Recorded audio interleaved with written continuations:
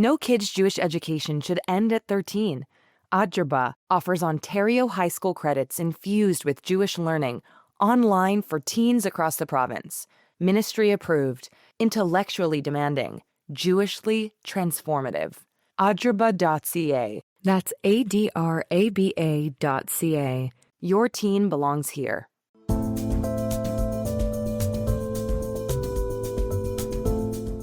I always said I could not understand how the Ayatollah Khamenei had never been sanctioned, never, by any democracy for the 26 years in which he was in standing breach of the Genocide Convention, and which state parties to the Genocide Convention, be it Canada, etc., had an obligation, not an option, an obligation to prevent. That's the voice of Irwin Cotler, speaking to me from Israel, where it was nighttime, his time, after another day spent in and out of his bomb shelter, as Iran continued sending missiles and drones to attack Israel. Retaliation after the weekend assassination of Iran's supreme leader. Good news for Cotler personally, you might think, because the internationally renowned Canadian human rights lawyer and critic of Iran's abuses and terrorist campaigns has been, as he himself calls it, a designated public enemy in Iran going back 20 years or more.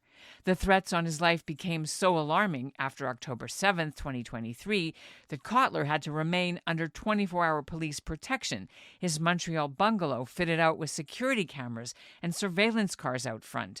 A year later, the RCMP swooped in to arrest a pair of suspects who they say were about to carry out the assassination.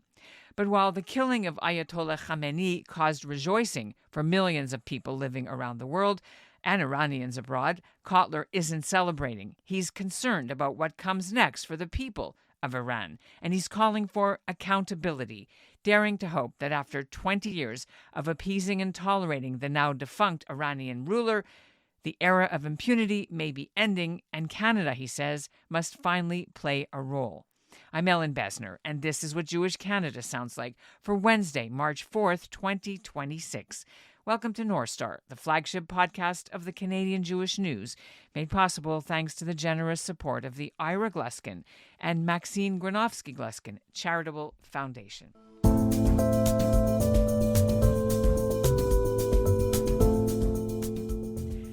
Iran came onto Irwin Cotler's radar many years ago, even before when he was elected a Liberal member of Parliament in 1999.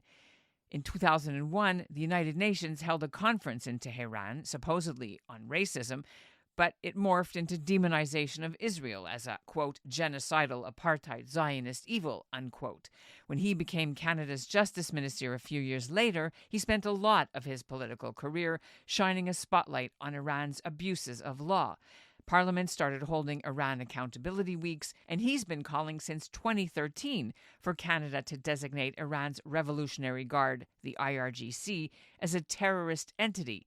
But it didn't happen for more than a decade, even after he learned he was personally being targeted for killing by Iran. The human rights advocate has represented nearly a dozen Iranian dissidents locked up by the regime and tortured. He publicly indicted a former Iranian president for incitement to genocide. Canada's had official sanctions on Iran since 2010. That covers nearly 500 people or groups linked to the regime's nuclear program and its cells and tentacles of terrorism operating in other countries, including against Cotler here in Canada. Irwin Cotler joins me now to reflect not on revenge, but on accountability. Professor Cotler, it's good to see you. How is everything at the moment? Well, I think you see it back in Canada as well. We have ongoing missile strikes, and so we go back and forth to the bomb shelter. Today, it seemed to be receding a bit. I think they made a very strategic mistake, the Iranians. They went after the Gulf coalition, and what they've done is transform those who might have been on their side to be, in fact, against them and condemning their aggression. I'm speaking about countries like Qatar and Saudi Arabia. Iran has become increasingly isolated. And if you look even in Canada, you have both the prime minister and the leader of the opposition both supporting, the U.S. Israel relationship with regard to Iran. So I think it's working out well. I mean, a little bit just to the side, the foreign minister of Canada a little bit backed off such robust support today in a statement, but Yeah, I that's saw that. I yeah. saw that they're backing off. Um, that may also occur because, regrettably, still there's no relationship between Canada and Israel, and that's a problem. And of course, Trump is and if still upended the transnational alliance, upended the what we like to call the uh, rules-based liberal democratic order. And even when he does do uh, the right thing in terms of taking on the Iranian regime, he does it in such a way that he does not involve Congress. He does not involve the community of democracies. He doesn't anchor it in the responsibility to protect doctrine and so on. And until today, it was unclear why he was doing what he was doing, and tries to go it alone. But I have Wow. to say, as somebody who's been involved with the Iran situation for 26 years now, as I've always said, that the 21st century began in January 4th, 2000, with the supreme leader of Iran, Khamenei, saying then, and I'm quoting him directly, that there can be no resolution of the Arab Israeli conflict without the annihilation of the Jewish state. And that was the beginning of what became a consistent set of, frankly, incitement to genocide, when he would say we have to remove that cancerous tumor, Israel, from the region. And so at the time, in the year 2000, framed what I called genocidal anti-Semitism, referring to Iran and its proxies already then, Hamas and Hezbollah. And of course, that metastasized into what ended up being, if we go fast forward to October 7th, a seven front assault on Israel, a ring of fire that was no longer just incitement to genocide, but unspeakable mass genocidal atrocities. And with after October 7th, and we forget, we had the Hamas leadership and the Iranian leadership saying we will do October 7th again and again and again until Israel's annihilation. So we began the 21st century calling for Israel's annihilation by Iran, and then we end up with October 7th and since. And so we have a situation that whereas Iran organized a genocidal ring of fire around Israel, and right now it's all has come home to roost and it's been turned on its head, and that ring of fire has itself been upended, and the Iranian regime has been isolated. And while what we now have is a form of regime change in the murder of the Iranian leadership, not yet a regime change in the sense that we have an alternative people's representation. And that is something that I'm still looking forward to, because at the end of the day, all this is on behalf of the Iranian people. And that's what we have to appreciate. So you were a Liberal MP in 1999. Right. And so a year later, this happened. Was this when Iran first came on your radar? When Interesting did enough, that happen?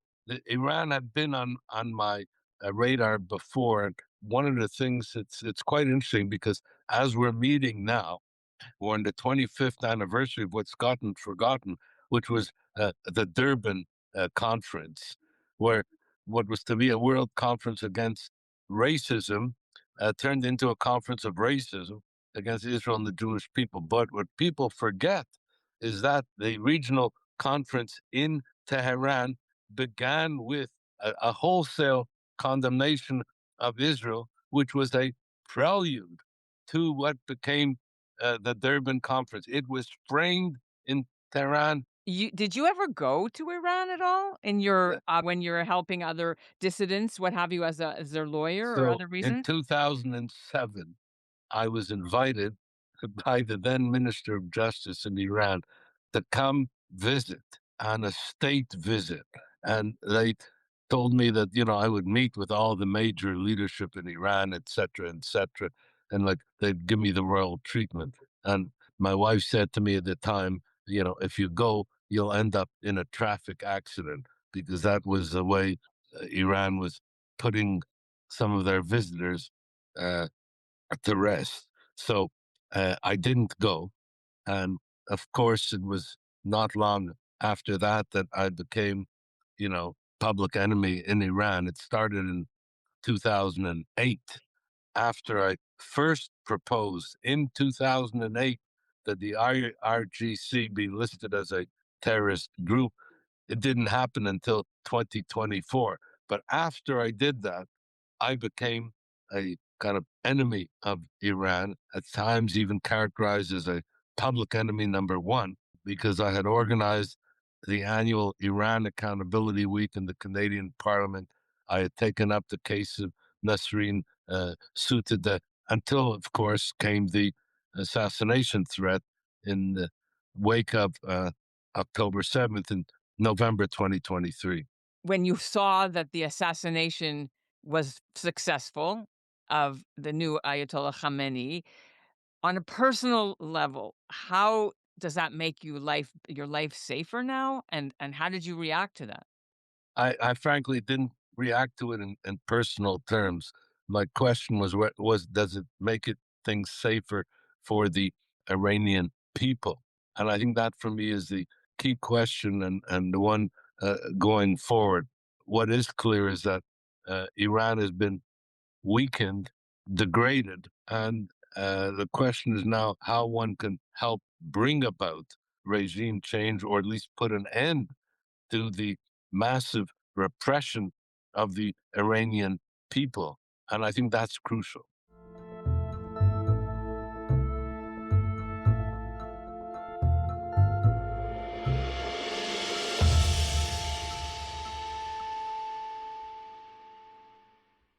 I guess you're looking for of the video when they open the doors of Evin prison and bring these poor people out. I've been thinking about that all last couple of days too, but I think we're a little bit too soon for that. Things that are often forgotten. Number one, that 2025 was the year and the highest level of executions, per capita executions in Iran.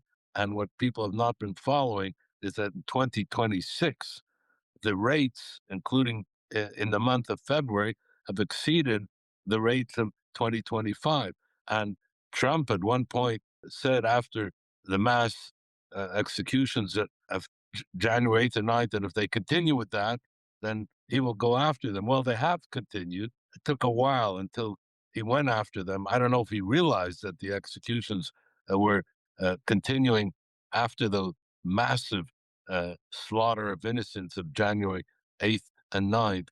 But those are really very disturbing signs. The execution rate and what we forget about have been the mass arrests, forced disappearances, murders of wounded in hospitals, body bags in morgues. So we are witnessing the worst human rights violator, and that's an understatement, but the worst repressive state on the planet.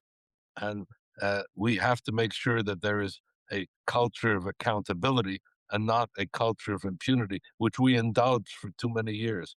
You know, I always said I could not understand how the Ayatollah Khamenei had never been sanctioned, never by any democracy for the 26 years in which he was in standing breach of the Genocide Convention and which state parties to the Genocide Convention, be it Canada, etc., had an obligation, not an option, an obligation to prevent genocide and to hold them accountable for the incitement to genocide and to hold them accountable for the genocidal atrocity.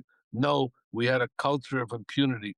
And finally, there's been accountability But that accountability should have happened 26 years ago and not as is happening finally now. Some cynics might say no Jews, no news. I'll just leave that there, right? No, I think you're right. I mean, one of the incredible things is that there was a mass murder of children in Iran, and the media blamed it on an Israeli airstrike. Turned out, and even the IRGC acknowledged that it was them, but I didn't see the media correct it. It's the same way, like right after October 7th with the hospital. Mhm. At the time, Israel was blamed for 500 deaths. It then turned out that it wasn't a hospital. It was a misfired missile of Islamic Jihad policy, etc. October 7th was the sort of high point of Iran's years long campaign to undermine Jewish communities all over the world and to demonize them. You've talked about this for so many interviews. I imagine you can't even count. It's still happening, even though Iran here is getting still all about the Jews. There's another corrective that's needed. It's because for about 26 years, too, we've had what I call the laundering of that anti Semitism. We've had that, the laundering of anti Semitism, as I said, under the protective cover of the UN, under the authority of international law, under the culture of racism, and under the very rubric and umbrella of the struggle against racism and the struggle against apartheid itself. And so that's another corrective that needs to be done. And I also spoke about this about 25 years ago. Regrettably, I hate to sound like a broken record, but we've not yet addressed and redressed that as well. You mentioned earlier transnational repression. We've talked about this before about how the tentacles of the regime impact Canada, whether it's intimidation or pressure on dissidents or locals who live here. What do you think might happen in the next 24 to 48 hours or even this week with Canadian Iranian diaspora people? Because, as you said, the regime is not gone. They're not gone, but they've been weakened. And I think the weakening also includes their capacity for transnational repression. Canada has been a target of that repression. We shouldn't ignore, the PS 752's anniversary we had recently, horrific terrorist attack targeting Canadian uh, Iranians. We shouldn't forget the IRGC sleeper cells in Canada as well. We shouldn't forget that CSIS reported about the manner in which Canadians being targeted for threat and even assassination. And I haven't been the only one. But I do believe that the Iranian regime has been weakened. Their capacity for transnational repression and assassination has been degraded. It doesn't mean that it's gone, but it has been degraded. We've had, in a sense, a regime change with the murder of Ayatollah Khamenei and much of the Iranian leadership now, yet again. But it's still, the remnants are still there. What we should look for now to see is, are we going to see a fracturing of the IRGC, of people in the besieged? Are there going to be defections? Are we going to see the necessary support being given to the Iranian people? Maybe we might be seeing the dawn of a new age, I hope, for the Iranian people. On a personal reaction when you heard about the assassination, you called it murder, but assassination of the supreme leader. I live in Richmond Hill, Ontario, and on Saturday night there were people driving up and down. It's a very large diaspora Iranian community. All our neighbors are Iranian. Flags and honking the horns and music and dancing and singing. It was a big celebration. Is there not some sort of any personal feeling of celebration for you too, because it's impacted your life personally? No, I'm not. I frankly, I tell you, I haven't thought about it at all in personal terms. I've just been gratified by seeing the Iranian people, courageous Iranian people, and the Canadian Iranian diaspora with their sense of celebration and validation. And, the recent Iranian Canadian, one of the largest gatherings of any diaspora in the world, along with what happened in Germany, etc. That to me are inspirational moments. And when I see now in Iran, with all the threats of the besieged and the IRG, they're prepared to still go out in the streets and celebrate, to still come out in the streets. I tell you, that's a tribute to a great, courageous, resilient, and hopefully prospective government in Iran. Do you think that there should be war crime charges brought on any of these leaders? I mean, he's dead, but what Well, can be yeah, done? What should be done if there's I, anything to I, be done? I do think that Canada should be engaging in domestic prosecutions of senior IRG officials, etc., that are in Canada. You know, we've deported one, but we should be prosecuting these people, and I think that that's something that Canada can play a role in, and joining together in support for the Iranian people, holding the regime increasingly accountable and providing the Iranian people with all the necessary support that they deserve. I wish you only a good, quiet night. Be safe. It's really good to see you. Thanks, Ellen. And that's what Jewish Canada sounded like for this episode of North Star, made possible thanks to the Ira Gluskin and Maxine Granovsky-Gluskin Charitable Foundation. If you found this conversation valuable, please follow the North Star podcast wherever you're listening and leave us a rating. It really helps others find the show. I put the link on how to do it on Apple Podcasts and on Spotify in our show notes. And kindly share this episode with someone you think needs to hear it. Our show is produced by Zachary Judah Kaufman and Andrea Varsany, with Michael Freeman as executive producer and Alicia Richler as editorial director.